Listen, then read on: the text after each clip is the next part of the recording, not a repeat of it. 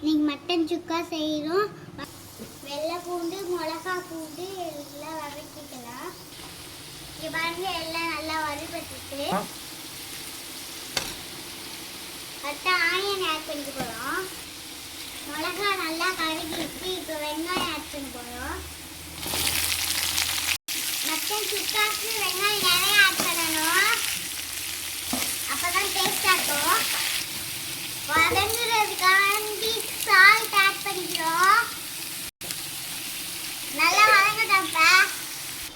இப்போ பாருங்க நல்லா கோல்டன் ப்ரௌன்ல வந்துருச்சு. இப்போ அடுத்து நம்ம டொமேட்டோ ஆட் பண்ண போறோம். எண்ணெய் நல்லா பிரிஞ்சு வந்துருக்கு பாருங்க, பார்க்கும்போதே உங்களுக்கு தெரியும்.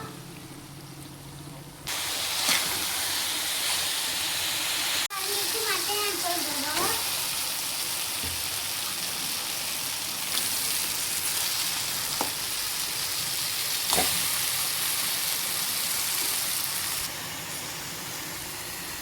தேவைக்காக இஞ்சி ஆட் பண்ணிக்கிறோம், நச்சு சேர்த்துக்கிறோம்.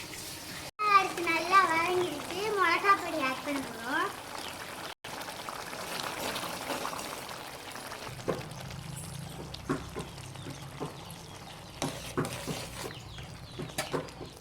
பாருங்க நல்ல எண்ணெய் பிரிஞ்சு இருந்துச்சு. இப்போ கொஞ்ச நேரத்தில் இறக்க போகிறோம். பாய், அடுத்த வீடியோவில் பார்ப்போம். சப்ஸ்கிரைப் பண்ணுங்க, லைக் பண்ணுங்க, ஷேர் பண்ணுங்க.